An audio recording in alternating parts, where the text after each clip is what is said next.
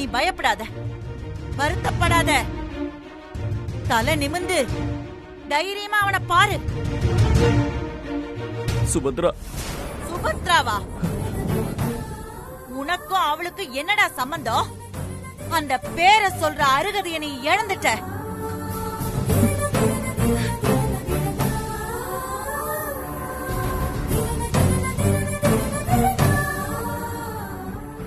போனவன் திரும்பி வரமாட்டான்னு உனக்கு நீயே சமாதானம் சொல்லிக்கிட்டு கண்ணை தொடச்சுக்கோ.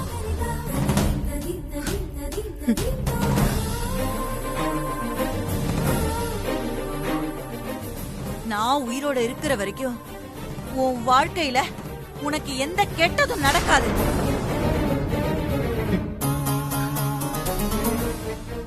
ஏங்க, என்னங்க பாத்துக்கிட்டு நிக்கிறீங்க? வந்து ஆறுதலா 4 வார்த்தை பேசுங்க. என்ன சொல்றது சாரதா? என்னாலேயே இந்த விஷயத்தை ஏத்துக்கிட்டு சமாதானமாக முடியலங்கிற போது சுபத்ராவோட நிலைமை என்னங்கிறது எனக்கு புரியுது. நான் போய் அவளை எப்படி சமாதானப்படுத்தும்?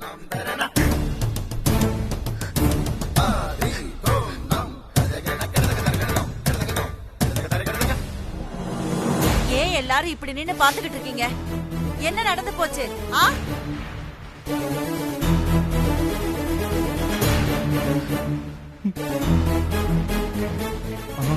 நான் மட்டுமா அது அண்ணனா?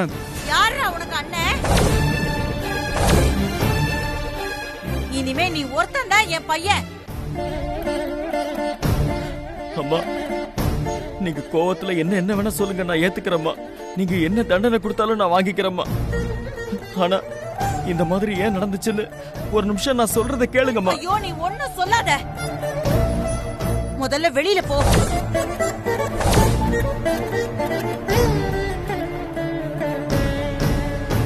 ரெண்டு பேரும் வெளியில போங்க.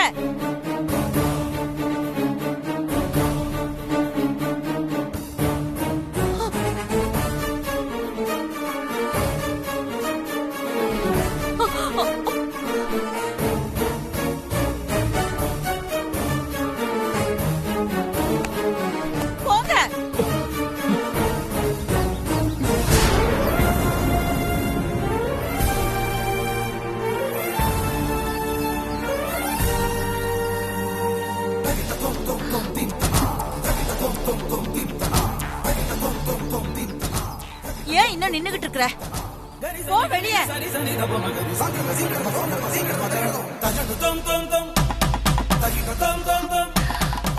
போன்னு சொல்றல. போ.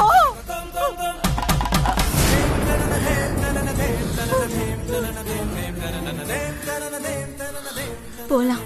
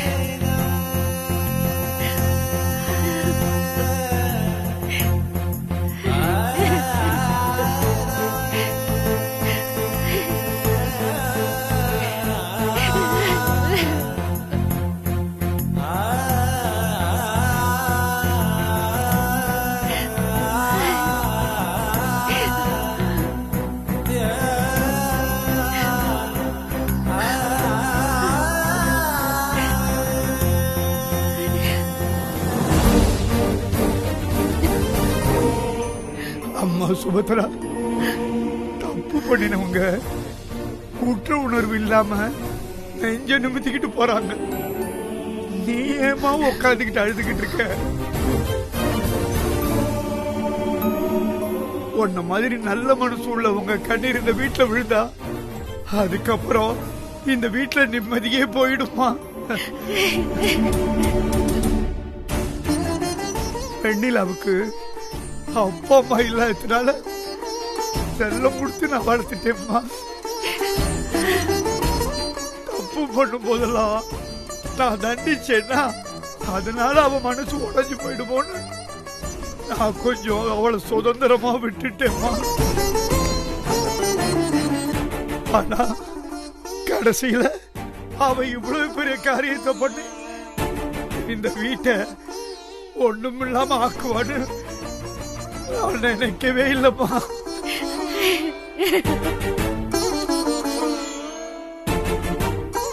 அவளை ஒழுங்கா வளர்க்காதது தப்புதாம்மா, தப்புதான். அம்மாடி அம்மாடி என்ன மன்னிச்சிடுமா. நீங்க எதுக்கு தாத்தா அவகிட்ட மன்னிப்பு கேட்டுட்டு இருக்கீங்க? எல்லாரும் சுபத்ராவ தேவதை தேவதைன்னு சொல்லி அவ நிஜமாவே தன்னை ஒரு தேவதையா நினைச்சுக்கிட்டு வெண்ணிலா வர வேணும்னு கேக்குறதுக்கு முன்னாடியே இவ வரம் கொடுத்து அமிச்சிட்டா. இப்ப கூட பாருங்க, அம்மாவும் அப்பாவும் அவகிட்ட எத்தனை தடவை அண்ணன் கிட்ட கேள்வி கேளுன்னு சொன்னாங்க. ஒரு வார்த்தை கேட்டாளா? இல்லையே. சுபத்ரா மாதிரி யாருமே இல்ல. அவ ஒரு தேவதை அப்படின்னு சுத்தி இருக்கிற எல்லாரும் பேசுற புகழ்ச்சிக்கு மயங்கி இன்னைக்கு அவ வாழ்க்கையவே தொலைச்சிட்டு நிக்கிறா. ஏற்கனவே அண்ணி அழுதுகிட்டு இருக்கப்ப நீ ஏங்க அப்படி பேசுற? அம்மாக்கு அப்புறம் அண்ணன் தானே நம்ம குடும்பத்தை பாத்துக்குவாருன்னு நம்பணும். நம்ம 2 பேரும் அண்ணனை அப்பா மாதிரி நினைச்சிட்டு இருந்தோம். ஏன் அப்படி நினைச்சிட்டு இருந்தோம்? அண்ணன் நம்மளை விட மூத்தவர்னா இல்ல.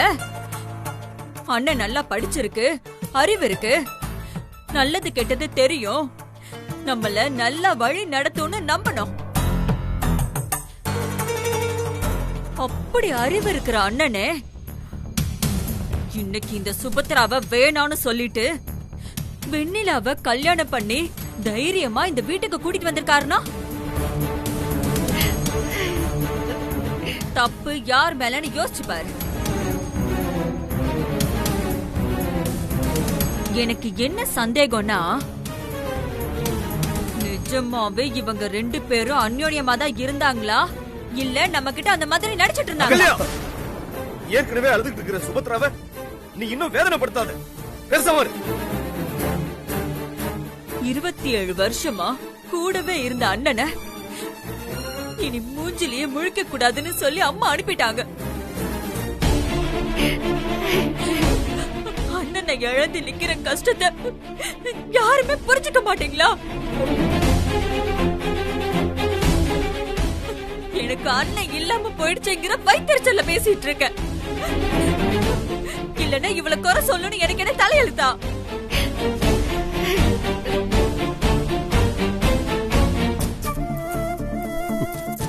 சுபத்ரா, வீட்டை சுத்தமா வச்சுக்கிறது, எந்த நேரமும் வீட்டு வேலையெல்லாம் செய்யறது, எல்லாருக்கும் சமைச்சு போடுறது மட்டும் வாழ்க்கை இல்லம்மா. உன் புருஷன் என்ன பண்ணாலும் அவனை எந்த கேள்வியும் கேட்காம அவன் சொல்ற பேச்செல்லாம் நம்பிக்கிட்டு இருந்த. உன்னோட அதிகமான நம்பிக்கையும் அன்பும் இன்னைக்கு எனக்கு மக இல்லாம செஞ்சிருக்கு.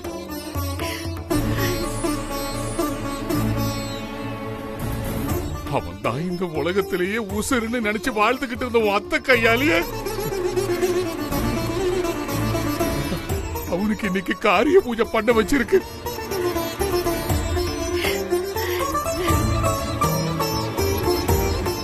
இதெல்லாம் பார்த்தும் நான் என் உயிரோட இருக்கணும்னு தோணுதுமா.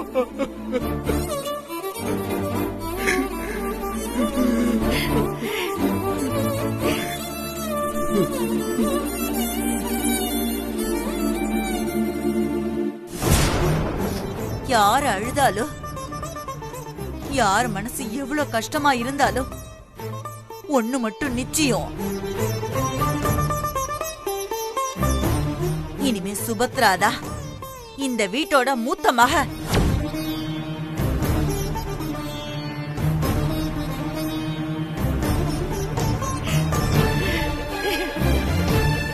மதியழகன்றவன் செத்து போயிட்டான். இனிமே அவன் பேரை கூட இந்த வீட்ல யாரும் சொல்லக்கூடாது.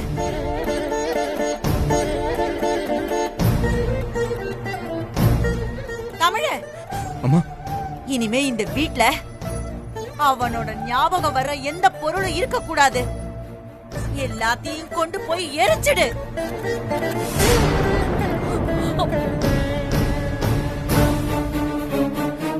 எல்லார் மனசுலயும் அவன் மேல இருக்கிற அன்பையும் சேர்த்துதான் சொல்றேன்.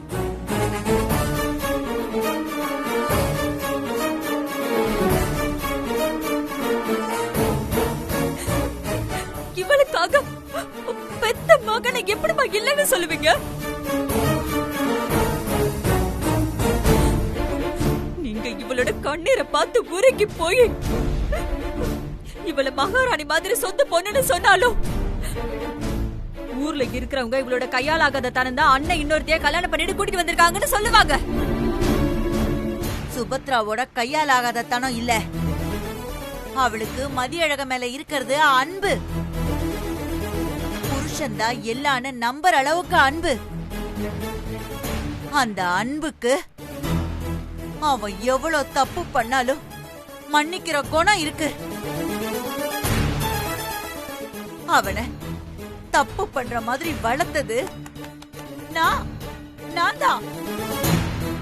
அதுக்குதான் எனக்கு நானே தண்டனையை கொடுத்துக்கிட்டேன். அதுக்காக மகனே இல்லன்னு காரியம் பண்ணுவீங்களா? எனக்கு யாரு தப்பு பண்ணாலும் அவங்க அப்பவே தண்டனையை அனுபவிக்கணும். அப்பதான் அந்த தப்பு மறுபடியும் நடக்காது. நான் பண்ண தப்புக்கு எனக்கு நானே கொடுத்துக்கிற தண்டனை இது. இப்ப சுபத்ராவோட நிலைமை என்ன சாரதா? இப்படி அழுதுகிட்டு உட்கார்ந்துகிட்டு இருக்கிறதா? இவ நம்ம வீட்டுக்கு அபசகுணம்பா.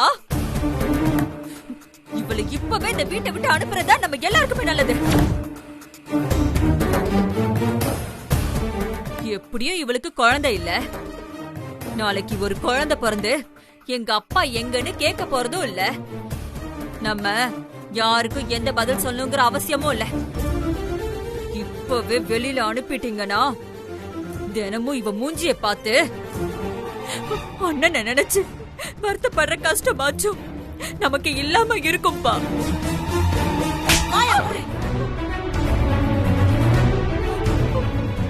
சுபத்ராவை ஏதாவது சொன்னா அது என்ன சொல்ற மாதிரிதான். அவ புருஷன் அவளுக்கு துரோகம் பண்ணி வெளியில போனப்போ அவ ஒரு வார்த்தை கூட ஏன்னு கேட்கல.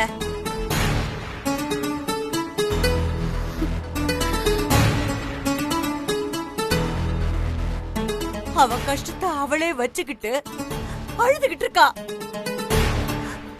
அவ அழும்போது நீ கொஞ்சம் கூட வெக்கம் இல்லாம வாய்க்கு வந்ததெல்லாம் பேசுற.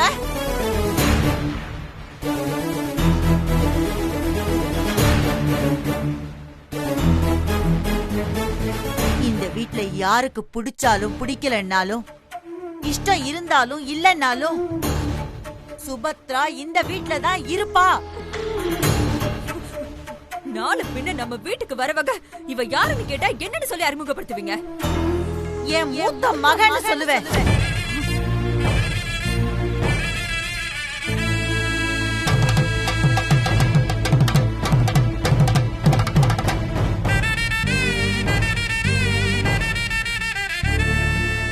வேற யாருக்காவது சந்தேகம் இருக்கா? யாராவது கேள்வி கேட்கணும்னா இப்பவே கேளுங்க. உங்க முடிவு சரிதாம்மா. நீங்க கொடுத்த விளக்கத்துல அக்காவுக்கு சேர்த்து இப்ப நல்லா புரிஞ்சிருக்கும்னு நினைக்கிறேன்.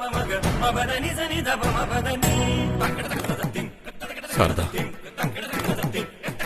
நீ உசந்து நிக்கிற சாரதா. மருமகளை தான் மகளா ஏத்துக்கிறேன்னு சொல்றது ரொம்ப பெரிய விஷயம். ஆனா இன்னைக்கு அதை நீ செஞ்சிருக்க, ரொம்ப பெருமையா இருக்கு சாரதா.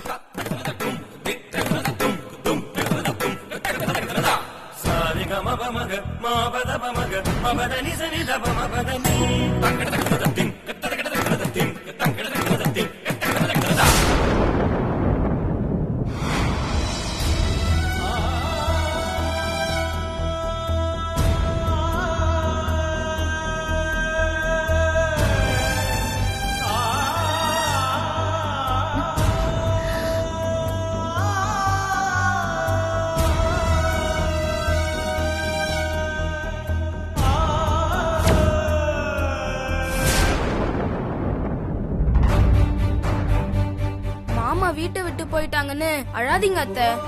நான் பெருசாயி உங்களை நல்லா பாத்துப்பேன்.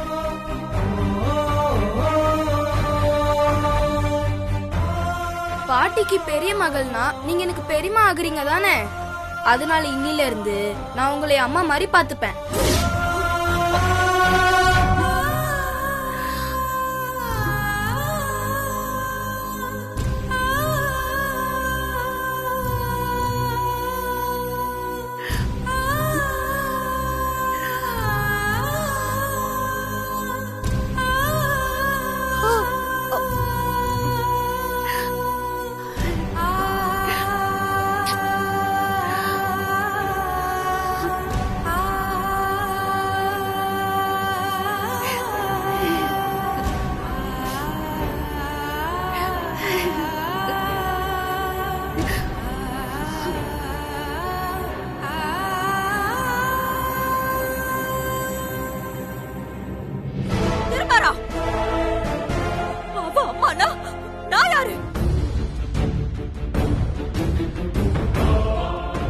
சுபத்ரா, கடவுள் உனக்கு திருமாறன மகனா அனுப்பியிருக்காரு. இனிமே நீ தைரியமா இரு.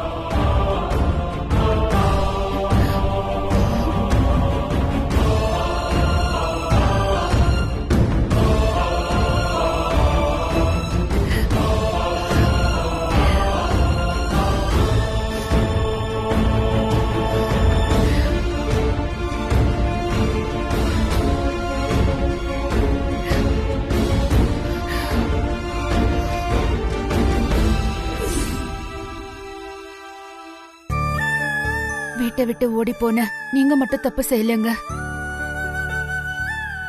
போற உங்களை தடுக்காம நீங்க போயிட்டா என் வாழ்க்கை என்ன ஆகும்னு யோசிக்காம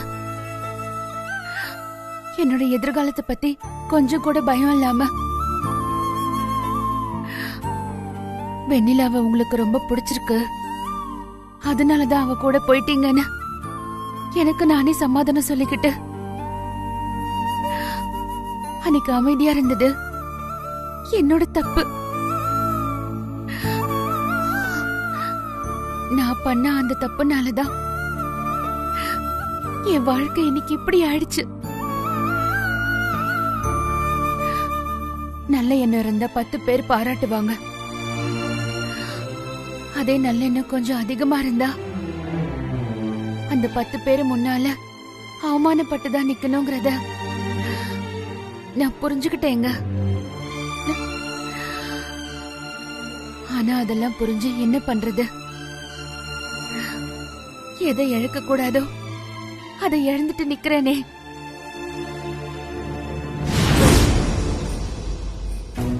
சுபத்ரா,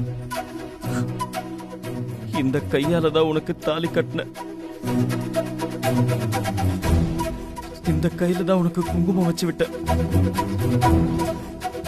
வாழ்க்கை பூரா உன்னை கைவிடாம இருப்பேன்னு சத்தியம் பண்ண. ஆனா நான் தான் எல்லான்னு நம்பி என் கைய பிடிச்சுக்கிட்டு இருந்த உன்னை என் சுயநலத்தால உதறி தள்ளிட்டு செய்யக்கூடாத காரியத்தை செஞ்சு வாழ்க்கையை விட்டே நான் போயிட்டேன். நான் உனக்கு துரோகம் பண்ணிட்டேன் சுபத்ரா. அதுக்காக நீ எனக்கு சாபம் கொடுக்கணும்னு அவசியம் இல்லை. நீ சாபம் கொடுக்க மாட்டேன்னு எனக்கு தெரியும். சுபத்ரா, உன்னோட அந்த நல்ல மனசுதான் நான் பண்ண தப்புக்கு என் வாழ்க்கையை இந்த நிலைமையில கொண்டு வந்து விட்டுருக்கு.